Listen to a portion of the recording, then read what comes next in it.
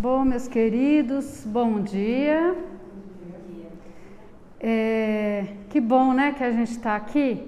Como bem disse a Jo, não sabe se faz sol, se chove, mas não importa. Faça chuva ou faça sol, nós estamos aqui. Então, louvado seja Deus, né? Espero que isso já nos renda alguns pontinhos, né, lá no plano espiritual, por esse esforço de acordar no domingo de manhã para vir aqui estudar, né? Hoje nós vamos falar sobre o tema Tua Medida, deste livro aqui, ó, gente, Renovando Atitudes. O capítulo é tão bom, que eu pensei e falei assim, gente, eu acho que eu vou chegar lá e vou só ler. Mas aí eu acho que vai acabar muito rapidinho, né? Porque em 5 minutos eu já teria terminado. Mas eu recomendo muito que depois vocês leiam. Ivonete, não tem o livro. Não tem problema não, né, gente? Hoje, com a facilidade, baixa lá um PDFzinho e leia. Vale muito a pena. É um capítulo escrito de uma forma simples, objetiva e que nos traz a reflexão que o tema se propõe. E esse tema, Tua Medida, ele usa como referência o capítulo 10, lá do Evangelho segundo o Espiritismo, o item 11, que é não julgueis para não serdes julgados. Só vou ler o trechinho que consta lá no capítulo 10, que depois vocês podem olhar e dar uma lida. Não julgueis a fim de que não sejais julgados, porque vós sereis julgados segundo houverdes julgado os outros. E se servirá para convosco da mesma medida da qual vos servistes para com eles. Só que é o seguinte, gente, antes da gente começar a falar exatamente sobre o que está aqui no livro, eu queria contar uma historinha para vocês. Quem já me conhece sabe que eu sou adepta da cantoria, das historinhas. Uma história curtinha só para a gente poder engrenar aqui no assunto. Não sei, talvez alguns de vocês já conheçam. A história se chama A Vidraça. Conta que tinha lá 2 vizinhas, tá bom? E uma delas sempre ficava do lado da janela dela, olhando pelo vidro da sua janela, a outra vizinha. E ficava lá pensando com ela mesma, mas pelo amor de Deus, mas essa vizinha é preguiçosa, viu? Como é relaxada essa mulher. E sempre lá, toda vez que ela ia olhar lá pela janela, pela vidraça da janela dela, ela ficava observando a vizinha e fazendo esses comentários. Certo dia, jantando com o filho, essa vizinha que estava sempre observando, falou, meu filho, você precisa ver essa nossa vizinha. É uma mulher preguiçosa, viu? É uma mulher relaxada, até um pouco suja. Aí o filho disse para ela, mas mãe, às vezes a pessoa tem muitos afazeres, né? A gente não sabe a vida do outro. Ela falou assim, você vai ver, um dia eu vou ter oportunidade de te mostrar, você vai ver que eu tenho razão. Bom, aí certo dia, lá está ela observando de novo a vidraça, e a vizinha estava lá estendendo as roupas no varal. Aí ela chamou o filho, filho, vem cá que agora você vai ter chance de ver que eu tenho razão. E aí ela falou assim, dá uma olhada na nossa vizinha ali, estendendo as roupas. Olha como é que estão aquelas toalhas. Estão encardidas. Pelo amor de Deus. Aí o filho olha para a mãe, pega um paninho e limpa a vidraça. Quando a mulher olha de novo, as toalhas estavam branquinhas. Então, gente, cuidado quando nós vamos expressar as nossas opiniões, quando nós vamos fazer os nossos julgamentos. Vamos limpar as nossas vidraças primeiro. Vamos mudar o nosso ponto de vista, porque nem sempre a maneira como nós estamos enxergando as coisas é a melhor e a mais justa. Então, antes de julgar e expressar, vamos lá, vamos limpar a nossa vidraça, vamos ser mais flexíveis, vamos perceber se existe outra forma de ver. Porque, inclusive no livro fala isso, a generosidade ela é flexível. Nós temos que estar dispostos a ter um outro olhar. E veja, você pode não concordar com uma ação que não está dentro dos seus conceitos, da sua maneira de ver as coisas, não está dentro das suas crenças, não está dentro da sua fé religiosa, não está dentro de toda a sua vivência e experiência de vida. Ok, não tem problema nenhum. E o problema é o seguinte, nós podemos criticar, julgar diante de tudo isso as ações, mas muito cuidado quando nós criticamos a pessoa. É aí que nós temos que refletir, que quando nós vemos uma determinada atitude, nós normalmente, para impor a nossa opinião, para colocar o nosso ponto e defender o nosso ponto de vista, muitas vezes, nesse julgamento, nós estamos sendo intolerantes. E mais do que isso, e muitas vezes nós somos até cruéis no nosso julgamento. Porque a gente vai lá, fala o que pensa e a gente nem sabe as consequências dessa nossa imposição, desse nosso julgamento. E a questão é, quando nós somos assim tão danados com relação a isso, que quando a gente passa pela situação, quando alguém chega e aponta para nós os nossos erros, e aponta para nós os nossos defeitos, a gente já se defende, a gente fica lá clamando por empatia, e a gente sempre fala assim, mas como? Fulano nem me conhece, nem sabe por que eu estou fazendo isso, não sabe por que eu estou pensando isso, não sabe por que eu estou falando isso, ele não sabe o que eu passei. A gente, quando a gente é o alvo, a gente quer o quê? A gente quer ser acolhido, a gente quer que o outro nos entenda, a gente quer que o outro tenha empatia pela maneira como a gente age, que o outro tenha empatia pela nossa dor. Aqui no livro, eu vou ter que ler um pedacinho só, porque eu acho que é extremamente importante para que a gente possa continuar. Diz assim, ó, toda opinião ou juízo que desenvolvemos no presente está intimamente ligado a fatos antecedentes.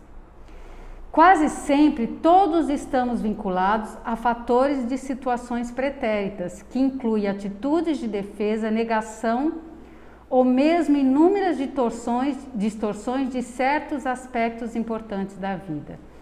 Tendências ou pensamentos julgadores estão sedimentados em nossa memória profunda. São subprodutos de uma série de conhecimentos que adquirimos na idade infantil e também através das vivências pregressas. Continuando, diz assim: censuras, observações, superstições, preconceitos, opiniões, informações e influências do meio, inclusive, de instituições diversas, formaram em nós um tipo de reservatório moral, coleção de regras e preceitos a ser rigorosamente cumpridos, do qual nos servimos para concluir e catalogar as atitudes em boas e más.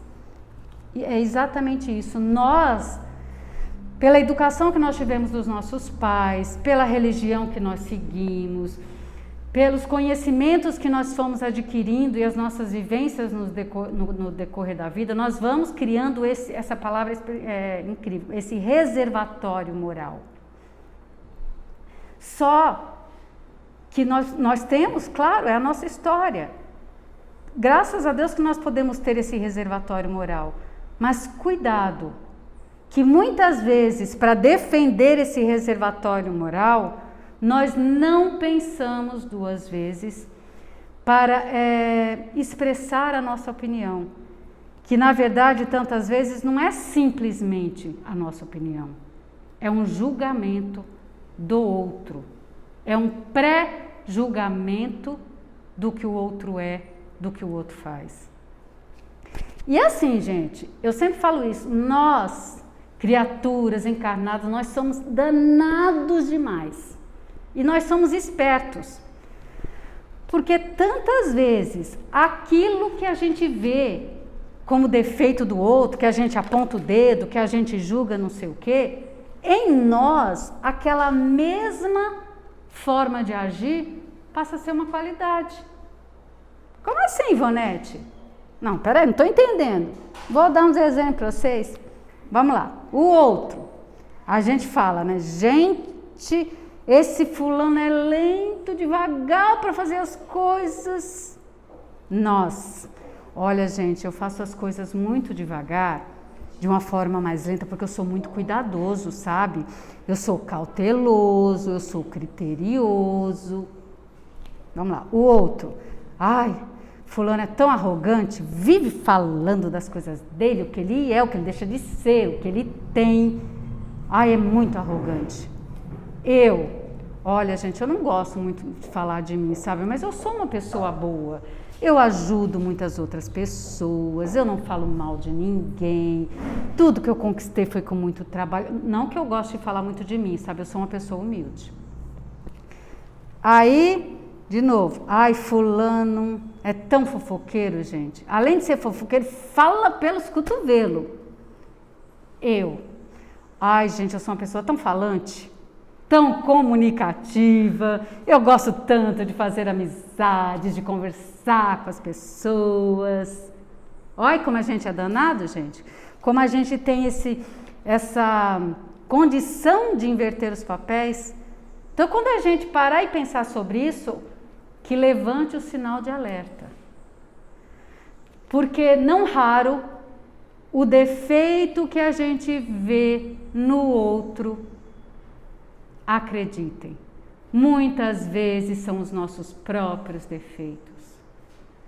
E muitas vezes o defeito que nós apontamos no outro é algo que, na verdade, nós gostaríamos de ter. É algo que, na verdade, nos falta. E aí é uma identificação. Então, na verdade, a gente fala, nossa, como ele é assim, assim, assado, porque no fundo, conversando com meu filho ontem, ele falou assim, na verdade, é aquela inveja, né, mãe? Você fala tanto do outro, mas no fundo você gostaria de ser um pouco parecido. Então, gente, olha, presta atenção, quando a gente começar a criticar muito o outro, o que é disso que eu estou falando que pode ter morada em mim? O que é que está faltando? O que é que está sobrando? Sabe aquela coisa? Você fala assim, olha, eu não suporto pessoas indecisas, que demoram a escolher, a decidir as coisas. Ué, será que você não seja uma pessoa precipitada? Que age por impulso? E no fundo você queria ser, não indecisa, mas ter cautela, escolher com calma. Você fala, ai, gente, eu não gosto de gente que faz as coisas devagar e demora e pensa. Será que você não é muito ansioso? Sabe, quer as coisas rápido, faz as coisas rápido. Nós precisamos prestar atenção em nós, quando nós nos colocamos naquela posição de o sabedor da verdade e apontamos o dedo para alguém. Por quê que eu estou ali? Veja, aqui no livro, em várias vezes cita isso. A questão não é as ações. Nós temos todo o direito de, diante daquilo que eu acabei de falar, daquele reservatório moral, de não gostar, de criticar, de não concordar com ações. O que não nos cabe como criaturas de Deus é apontar o dedo para o outro, para a pessoa que comete a ação. Aqui eu vou ler assim mais um trechinho do livro. Cadê? Eu fui rabiscando o livro aqui, depois eu apago, né? Porque melhor do que medir ou apontar o comportamento de alguém seria tomarmos a decisão de visualizar bem fundo nossa intimidade e nos perguntarmos onde está tudo isso em nós. Eu sempre falo aqui que a gente tem que fazer o tal do exercício do espelho, porque o outro, muitas vezes, são o nosso reflexo. E muitas vezes o nosso reflexo daquilo que nós repudiamos e não reconhecemos em nós. Então presta atenção, o outro pode estar ali para nos auxiliar num autoconhecimento. Os indivíduos podem ser considerados, nesses casos, excelentes espelhos, no qual veremos quem somos realmente. Ao mesmo tempo, teremos uma ótima oportunidade de nos transformar intimamente, pois estaremos analisando as características gerais de nossos conceitos e atitudes inadequadas. Gente, nós temos que ser mais flexíveis. Quando nós olhamos o outro tendo uma atitude que para nós não está dentro daquilo que nós achamos plausível, nós temos que nessa hora ter empatia, ser flexível, abandonar um pouco aquela postura engessada de tudo que eu aprendi, de tudo que eu sei, de tudo que eu fui, lá. Calma, será que eu não posso mudar um pouco esse olhar? Olhar o outro, perceber o que está acontecendo com ele. E assim, eu queria muito falar sobre isso. Existem muitas coisas que a gente não concorda. Por exemplo, eu não concordo com o suicídio. Mas jamais nessa minha vida eu vou questionar, eu vou julgar alguém que se submeteu, que tentou fazer, que pensou nessa ideia ou que fez. Jamais. Por quê? Porque atrás de toda ação tem um sentimento que impulsiona. E esse sentimento, gente, pode ser de dor, de perda, de raiva, de decepção. Pode ser um sentimento de culpa, de remorso, de fragilidade, de mágoa. São tantos sentimentos que impulsionam para que nós façamos uma ação. E nós, ali, se nós estamos engessados, sem ter empatia, sem olhar o que fez o outro agir, nós vamos apontar o dedo. Nós temos que olhar o outro, perceber as suas fragilidades, olhar aquela criatura como nós gostaríamos que nos olhassem quando a gente está num momento de dor, quando a gente pisa na bola, quando a gente toma uma atitude que até a gente sabe que não foi legal, mas nós somos impulsionados por um sentimento. Sabe aquela coisa? Faça para o outro, que as nossas mães sempre falam, faça para o outro que você quer que faça para você. E o que é que a gente quer? A gente quer respeito, a gente quer acolhimento, a gente quer que o outro entenda que nós estamos passando por um momento difícil, a gente quer que o outro perceba que a gente tem fragilidades, a gente quer perdão, a gente quer que por mais que nós façamos ações que possam não ter sido boas na visão do outro, a gente não quer que o outro nos julgue. Ok quanto à ação, mas a gente não quer que o outro nos julgue. Então, gente, isso é que é empatia. Nós podemos, sim, criticar uma ação e até devemos nos posicionar quando a gente acredita que está acontecendo algo que a gente não concorda. Mas desde que seja uma crítica coerente, consciente, prudente, que seja uma crítica que a gente sabe que é para trazer alguma coisa de boa. Ok. O que a gente tem que se vigiar é como a gente faz essa crítica. E eu sempre digo isso usando as crianças como exemplo. E sempre me vigiei isso na educação dos meus filhos. Cuidado com o verbo ser. Cuidado com o verbo ser. Então, quando a gente usa muito o verbo ser naquilo que a gente acha que não foi bom da parte do outro, nós estamos rotulando aquela criatura. Sabe aquela coisa? Nossa, como você é descontrolada. Não.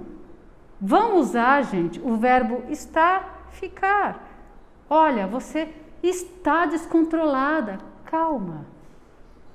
Fica tranquila, você ficou descontrolada. Olha a diferença do peso que você vai levar para aquela criatura. Então eu sempre falo isso. É um sinal de amor e de empatia pelo que o outro está passando quando a gente presta atenção para colocar o nosso ponto de vista. Não é impor o nosso ponto de vista. A maneira como nós colocamos isso é que vai fazer diferença para aquela criatura que está ouvindo. Sabe? Então, nós somos muito assim, nós defendemos muito as nossas ideias, o que eu acho, o que eu sou, o que eu penso, e a gente quer que o outro, quando pisa na bola, a gente vai lá com aquela, né? Eu vou dar o meu conselho porque eu sei o que eu estou falando. Não sabe nada. Aquilo é o que você acredita. Não quer dizer que você esteja vendo na melhor perspectiva. Você limpou lá a sua vidraça para se tornar um pouco mais flexível na sua visão, no seu julgamento, na sua crítica? É isso que a gente tem que avaliar. Aqui no livro ele fala o seguinte: ao usarmos da empatia, colocamos-nos no lugar do outro, sentindo e pensando com ele, ao invés de pensar a respeito dele. Teremos o comportamento ideal diante dos atos e atitude das pessoas. E ainda ele diz: nossos julgamentos serão sempre os motivos de nossa liberdade.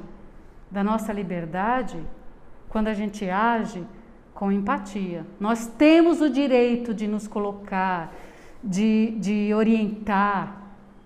Quando a gente está ali, que nem ele falou, com o outro, tentando entender o que fez aquela criatura agir assim, assim, assado. Ou de nossa prisão, no processo de desenvolvimento e crescimento espiritual. De nossa prisão, quando nós usamos isso, gente, com vaidade e presunção. Nós vamos se tornar escravos da nossa opinião. Sabe aquela coisa que eu sempre falo aqui para vocês, o complexo de Gabriela? Sabe, né? Vocês querem que eu cante, né? Eu sei. Eu nasci assim, eu vou ser sempre assim. Não.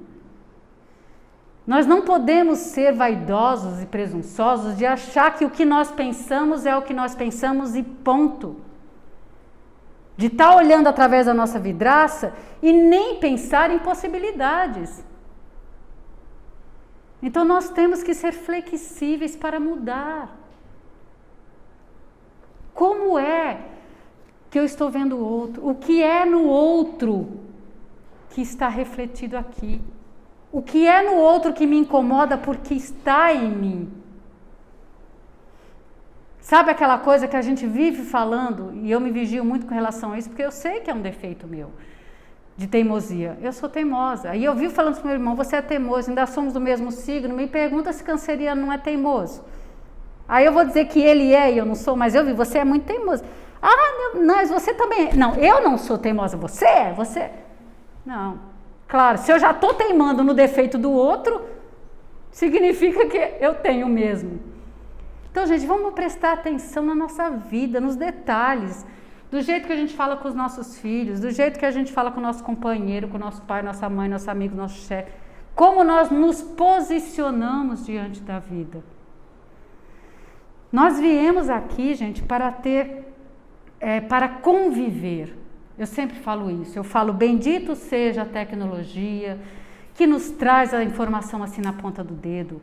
Se nós queremos adquirir um conhecimento, louvado seja, está aqui. Senhor Google, está ali, ele nos responde, ele oferece possibilidades. Quero fazer um curso, como é, não sei. Louvado seja a tecnologia, louvado seja o homem que faz isso se desenvolver. Porém, maldita seja ela também, se nós não soubermos fazer o uso dela para nos desenvolver. Nós viemos nessa vida para nos desenvolver, crescer como criaturas de Deus, crescer como espíritos. E nós só vamos fazer isso através da convivência. Errando e acertando. Como diz lá a canção: todo mundo erra, todo mundo vai errar. Não tem jeito. Nós estamos ainda no estágio de aprendizado. E para aprender, gente, é duro. Mas a gente tem que sofrer um bocadinho, porque a gente não aprende pelo amor. Basta ver todos nós que estamos aqui. Oxalá alguém tenha vindo nessa casa simplesmente pelo amor. Eu vou hoje no Lar Cristão Maria de Nazaré, vou em algum centro, vou numa igreja, vou num templo, porque eu quero me desenvolver espiritualmente, quero aprender. Poucas são as pessoas, na minha maneira de ver e na experiência que eu tenho dessa casa. A maioria de nós vem pela dor, porque está passando por algum processo de dor, de perda, de angústia. Ou seja, a gente aprende pela dor, mas para aprender nós temos que conviver. E conviver é despertar em nós um olhar para o outro, um olhar amoroso, ter empatia com a dor do outro, entender, sentir o que o outro sente. É fácil? Não, porque às vezes o outro está sofrendo, você fala, olha, eu entendo o que você está passando. A gente fala isso da boca para fora, que você não entende nada, que você nunca passou por aquilo. Mas nós podemos dizer para o outro, olha, eu não sei o tamanho da sua dor, mas conte comigo. E aí o outro pisa na bola com você, ou alguém que você ama, e você fala, tá vendo como ele é ingrato, como ele é isso. Mas espera um pouquinho. Olha aquilo que a gente já falou lá no começo, o que é que fez com que o outro tivesse essa ação? Quantas coisas ele está lá guardando lá dentro dele que você pode ter falado, feito, que ele não se manifestou, e aí no momento ele vai lá e chuta o pau da barraca, e aí você fala, tá vendo? Olha o que ele fez comigo, ele foi ingrato. Não, ele não foi ingrato. A dor dele transbordou. Só que a gente não vê isso, né? A gente só vê a ação e aponta o dedo para o autor. O que é que você é? Nessa vida, não é assim eu estou, não. Nessa vida você está tomando ações para fortalecer o seu eu. Então você é. O que é que você é? Como criatura de Deus. Sim, você pode estar tendo, em algum momento, estar tendo sensações, tendo sentimentos. Mas daquilo que você está vivenciando, o que é que está fortalecendo o seu eu? O que é que eu sou? O que eu estou me tornando? Por isso que ter empatia pelo outro nos faz crescer, nos desenvolver. Eu estava vindo agora com meu marido e quantos moradores de rua nessa redondeza, meu Deus. E eu estava falando com ele exatamente sobre isso. Essas pessoas são invisíveis. Porque quantos de nós, no nosso carro, na nossa conversa, vamos passando e nem percebemos quantos estavam lá. E nós paramos no farol, veio um conversar com a gente, nós simplesmente conversamos. A gente não anda com dinheiro hoje em dia, né? Conversamos um pouco, demos um pouco de risada, não sei o quê, e ele ficou todo feliz. Olha como é bom lidar com gente educada. Gente, nós só olhamos a criatura. Nós a percebemos e demos 30 segundos de atenção para ela. Isso é despertar em nós a empatia pela dor do outro. Ele está ali. Ele quer, pelo menos, diante de toda a dor física que ele já vive, emocional e espiritual, perceber que ele existe nessa terra. E quando nós usamos o nosso olhar para perceber o que o outro passa, nós estamos dando um passinho para o nosso desenvolvimento, usando a nossa liberdade de criticar, de julgar, de perceber. Não estamos nos aprisionando no nosso ponto de vista. Eu vou contar uma outra historinha para vocês. Hoje eu tô musical, né, gente? Estou contando história. Mas essa um monte de gente já conhece. Mas pode ter um que não conheça, então está valendo. É só uma pequena passagem da história de Gandhi. Muitos já podem ter ouvido, mas eu acho que vale a pena a gente pensar. Ainda mais se tratando de Gandhi, né? Um homem que viveu pelo seu país e com paz, com serenidade, ele não trouxe a guerra. Ele trouxe uma postura branda para lidar com os conflitos, né? E aí conta lá que uma mãe chegou até Gandhi com o seu filho e falou: Gandhi, meu filho come muito açúcar, eu queria que você pedisse para ele, que você falasse para ele não comer mais açúcar. Aí Gandhi olhou para a mãe e disse assim: volte daqui a 15 dias. Ou seja, a mulher entendeu na dica, né? Voltou para casa e daqui a 15 dias ela voltou. Gandhi, estou aqui. O que é que você vai falar para o meu filho? Aí ele olhou bem firme nos olhos da criança e disse para ela: não coma açúcar. Aí que a mãe ficou danada da vida, né? Tá, por que você não disse isso há 15 dias atrás? Porque, aí ele responde, porque há 15 dias atrás eu também comia açúcar. Olha, gente, que exemplo de empatia. Ele não poderia dizer para o menino, faça simplesmente isso. Ele teve que viver as sensações, a dor, a dificuldade que era não comer o tal do açúcar, para que ele pudesse falar e confiar de que aquela criança poderia fazer. Mas ele fez o teste para sentir. Gente, isso é tão maravilhoso, não é? Que a gente diz para os nossos filhos, não coma chocolate, mas a gente vai lá escondido e come uma barra. E nem é 70% cacau, viu, gente? É o leite mesmo, aquela que derrete na boca. Apenas fazendo uma correlação com a história do Gandhi. Então, olha, gente, se isso não é um exemplo de amor ao próximo, de empatia com a dor que o outro está sentindo ou possa sentir. E o exercício desse capítulo, que eu realmente sugiro que vocês leiam, é exatamente isso. O não julgueis para não serem julgados, que Jesus lá falou, é exatamente isso. Porque nós também somos vidraça. Porque nós também temos as nossas imperfeições, as nossas fragilidades e os nossos defeitos.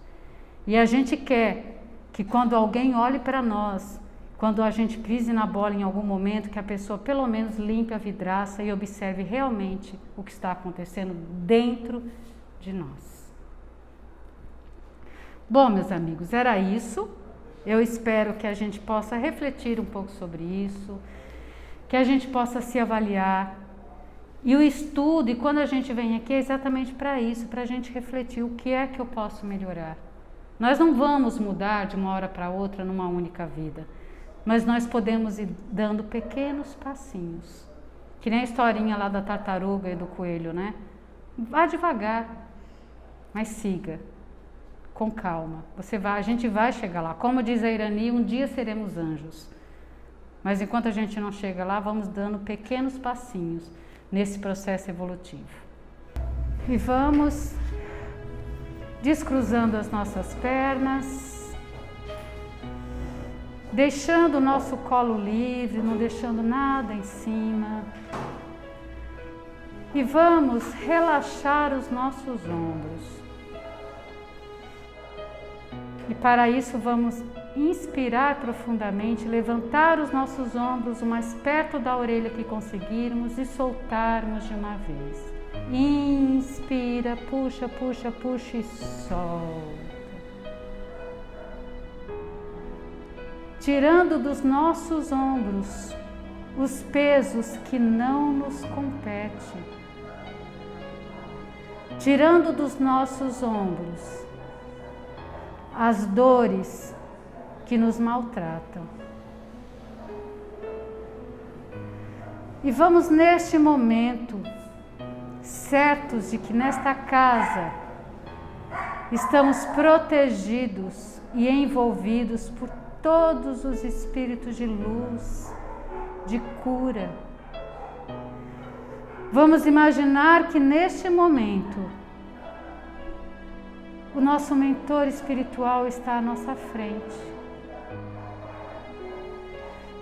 E ele busca do alto bênçãos de luz para limpar a nossa aura. E que nessa limpeza, como um balde de água que vai escorrendo pelo nosso corpo, vá tirando de nós pensamentos, sentimentos que nos pesam, que vá tirando de nós angústias, dúvidas, incertezas, que vá tirando de nós, do nosso coração, mágoas, tristeza, rancor. E que essas bênçãos que o nosso mentor à nossa frente derrama sobre nós fazendo esta limpeza, que tudo isso vai escoando pelo nosso corpo e que nós possamos sentir a sensação de limpeza e de leveza energética. Que nós possamos perceber o nosso mentor com as mãos sobre a nossa cabeça, neste momento, nos transmitindo força, coragem, flexibilidade no nosso jeito, no nosso modo de agir, de pensar. Nós vamos sentindo o nosso corpo e a nossa alma mais leves, com a certeza e a sensação de que estamos sempre amparados, protegidos. E neste momento, vamos inspirar profundamente, segurar 1, 2 e soltar, esvaziando os pulmões.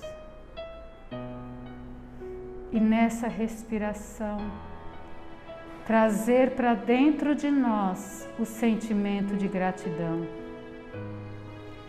Gratidão pelo que temos, por todas as coisas materiais que conquistamos.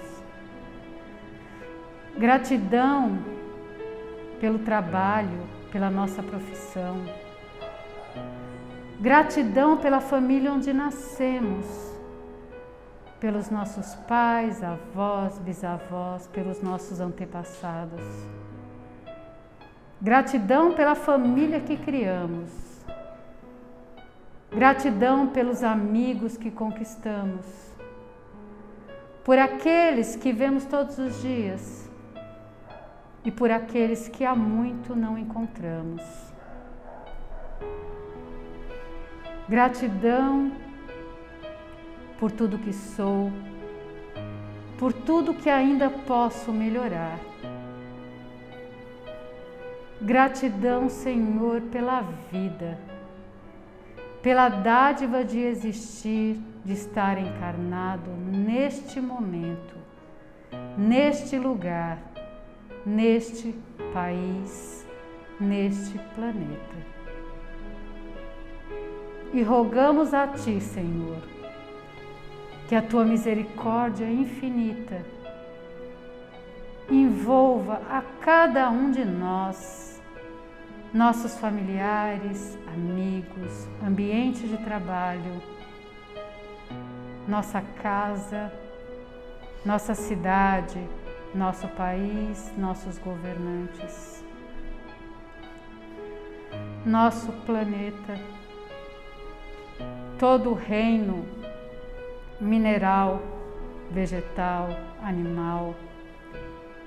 Envolve a Tua misericórdia e protege a nossa fauna, a nossa flora, os nossos oceanos. Tende misericórdia pela humanidade. Envolve o Teu amor,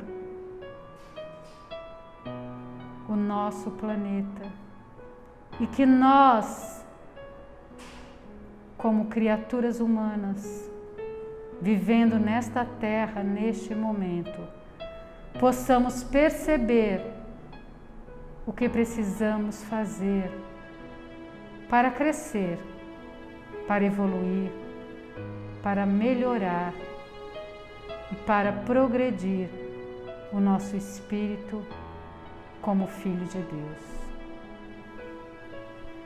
Que o Senhor nos envolva, nos proteja, nos intua e que nós possamos sair daqui hoje com o coração envolvidos pelo amor de Jesus e pelo amparo da nossa querida Mãe Maria de Nazaré.